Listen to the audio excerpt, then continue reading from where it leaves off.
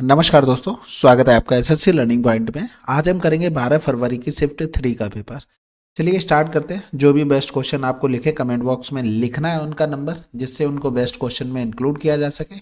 और वो पता तभी लगेगा जब पॉज करके वीडियो खुद से पहले सॉल्व करेंगे। चलो स्टार्ट करते हैं बिना देरी किए हुए।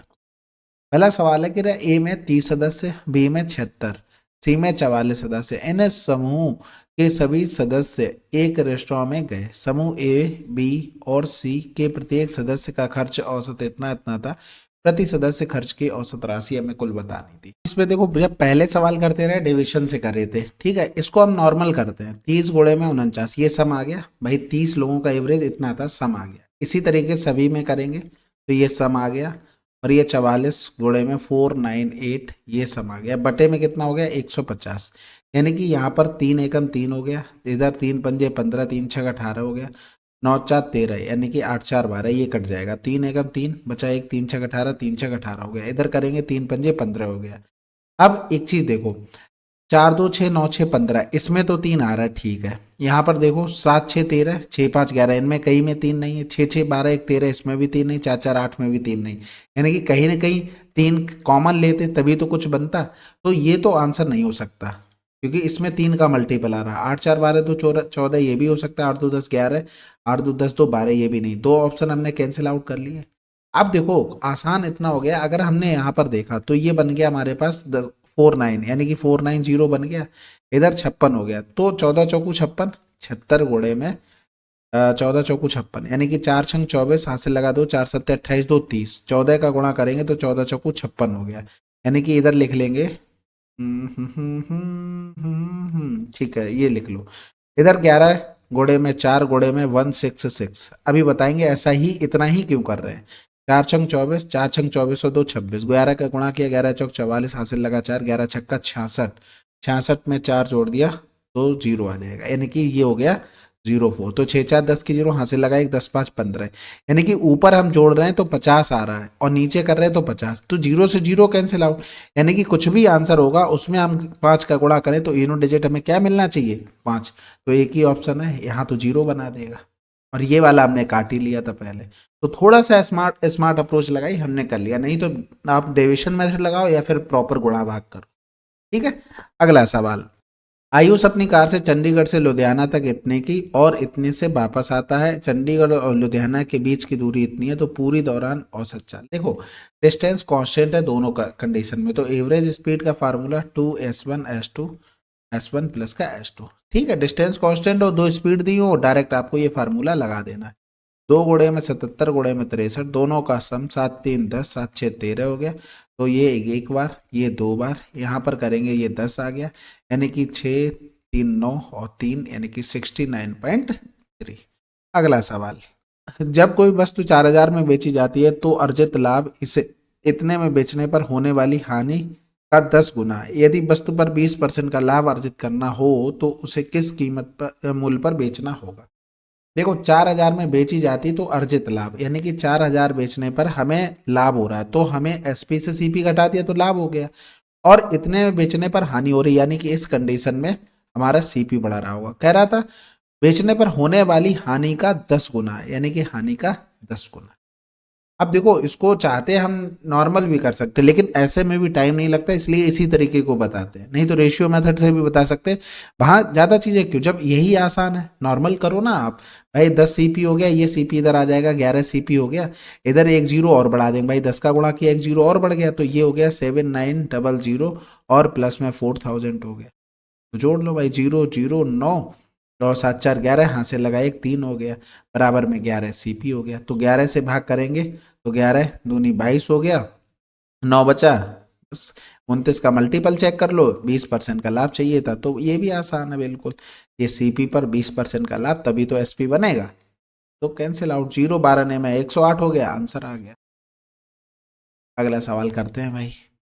किसी मूलधन पर 2% की वार्षिक दर से 5 वर्ष की अवधि का साधारण ब्याज इतना है। बस आसान है। प्रिंसिपल अगर 100 मानोगे तो साधारण ब्याज 10, 10 का मान 191, 100 का मान पूछा गया, यानी कि 1910। पीछे से ये खूब एक्सप्लेन करते हुए आ रहे हैं। वर्गाकार मैदान का क्षेत्रफल 252 है, इसका परिमाप क्या होगा? तो वर्गाकार यानी कि ए स्क्वायर बराबर में 252 दिया गया था, यानी कि अगर हम इसको लिखेंगे तो 4 छंग 24, 4 तियां 12 हो गया, इसको 7 नेम 63 हो गया। दोनों तरफ अगर हम रूट ले लें, दोनों तरफ रूट ले लें तो 4 का 2 बार, 9 का 3 बार, रूट में 7 बचा, ये ए बराबर दोनों तरफ 4 का गुणा, क्योंकि हमें परिमाप चाहिए। 4 दूनी 8 तियां 24 रूट 7। ठीक है, तो इसी तरीके से करो भाई, जल्दी जल्दी खत्म करो सवालों को, और क्या ही करना है आपको।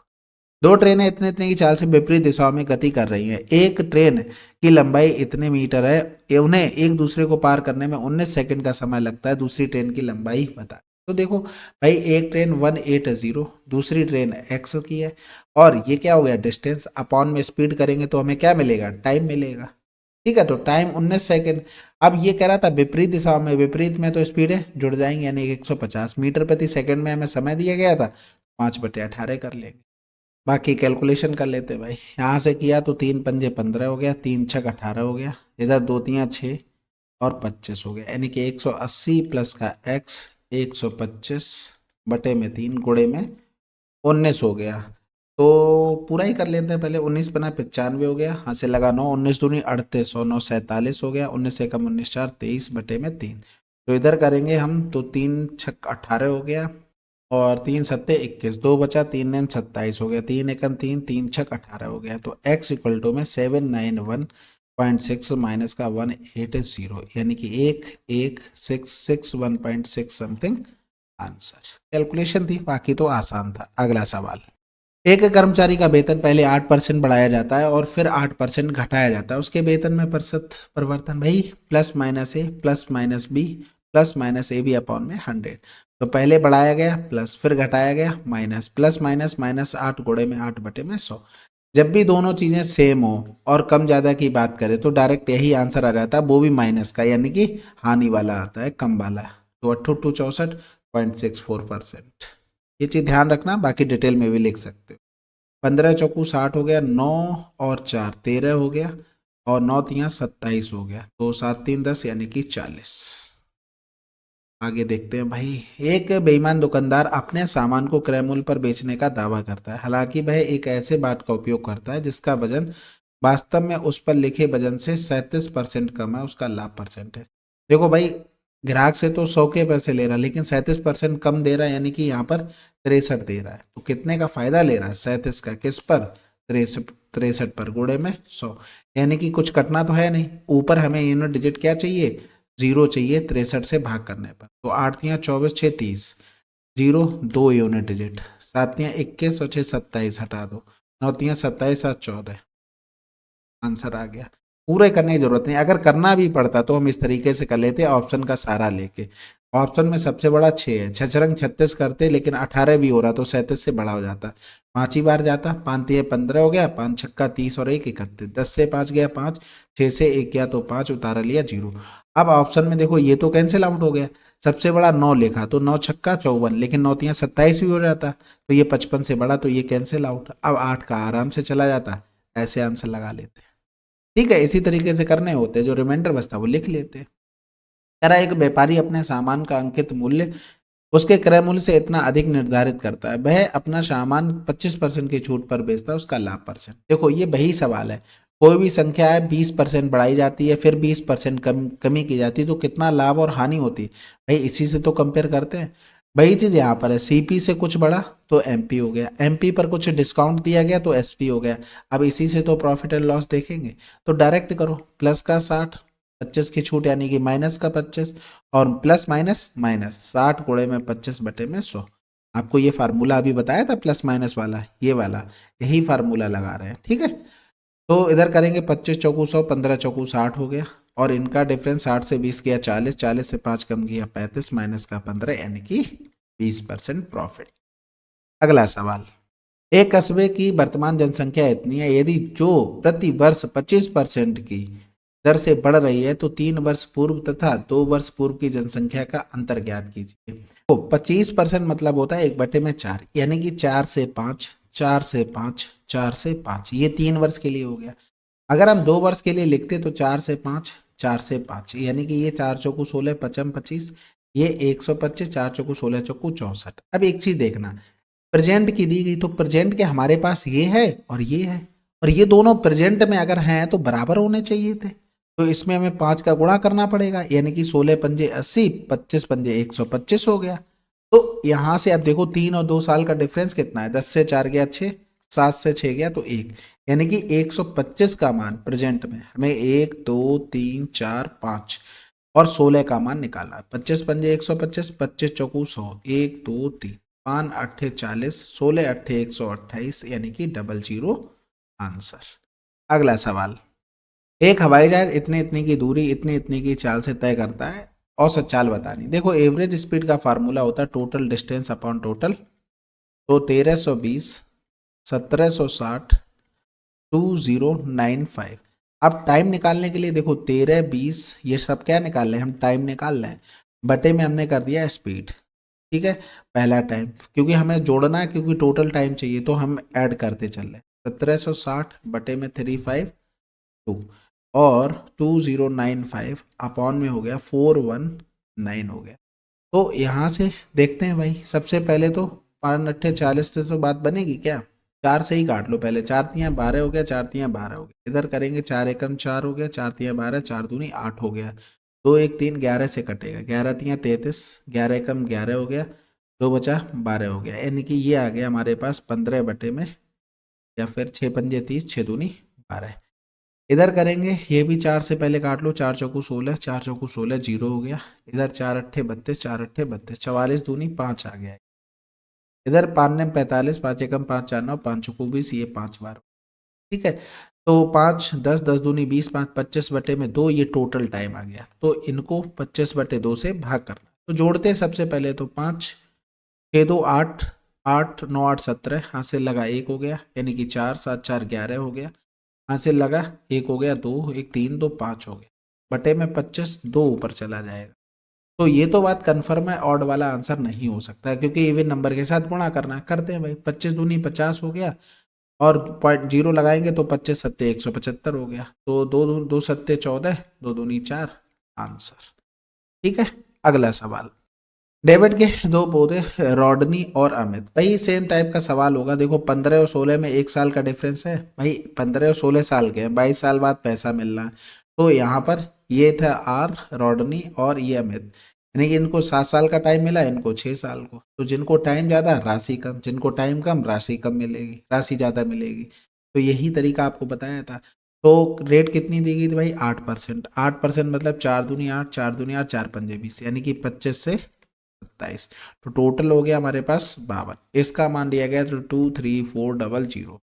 डेविड ने शुरुआत में अमित को कितनी राशि दी, यानी कि अमित सेकंड, टाइम कम राशि ज्यादा, यानी कि 27 का मान 23400 52 इंटू में 27। देखो इधर 9 तो आ नहीं रहा, इसमें 9 आ रहा है, यानी कि 9 का मल्टीपल, ये हटा दो, 5 4 9 हो सकता है, 5 2 7 1 8 हटा दो, 5 2 7 2 9, ये दोनों ऑप्शन हो सकते हैं। अब थोड़ी सी मेहनत करनी पड़ेगी, अदरवाइज डायरेक्ट आ जाता। तो करते हैं भाई, 13 चौकू 52 हो गया, 13 एकम 13, 13 अट्ठे 104 हो गया, 0 0 हो गया। फिर इधर करेंगे तो 4 चौकू 16, 4 पंजे 20 और 0 आ गया, 0 27 पंजे 135 की 5 हासिल लगा, 13 हो गया, 27 चौकू 108 और 10 118 और 3 121 हो गया आंसर। अगला सवाल करें, चलो फिर। एक जिले की जनसंख्या इतनी है जिसमें इतने पुरुष हैं, इतने जनसंख्या साक्षर है, 71% पुरुष साक्षर हैं, तो साक्षर महिलाओं को परसेंट। देखो एलिगेशन लगाओ आप, यहाँ पर कहीं पुरुष रहे होंगे, इधर महिलाएं, और ओवरऑल 71%, यानी कि इनका रेशियो पुरुष और महिला का कुछ भी रहा हो, यहाँ से यहाँ करोगे तो 0, इसका मान 0 आया तो इसका भी मान 0। अब इसमें भी कुछ भी कर लो, ये भी तो 71% रहेंगे। और वैसे भी आपको अंडरस्टूड होना चाहिए, अब नहीं तो फिर मान प्रॉपर निकालो, फिर वहां से करो। इसमें देखो भाई बहुत सावधानी से करने वाले सवाल, 6 से 5 गया 1, 10 दूनी 20 हो गया, यानी कि ये चला गया पूरा का पूरा। अब ये गुणा भाग वाले ये सब पूरा 0 हो गया, 10 तियाँ 30 हो गया, 40 और 30 का डिफरेंस 10, ये पूरा टर्म 0 हो गया था। इधर देखो ये भी अलग अलग तौर पर कार्य करते हैं, 18 24 में एक कार्य को पूरा कर सकते हैं। एक कार्य शुरू करता है और लगातार 2 दिन तक 2 दिन कार्य करता है, जबकि बी तीसरे दिन कार्य करता है। यह पैटर्न कार्य पूरा होने तक जारी रहता है। कार्य कितने दिनों में पूरा हुआ, तो ए और बी हो गया 18 दिन में 24 दिन में, यानी कि 72 हो गया टोटल वर्क, 18 चौक 72 एफिशिएंसी, 24 तिया 72।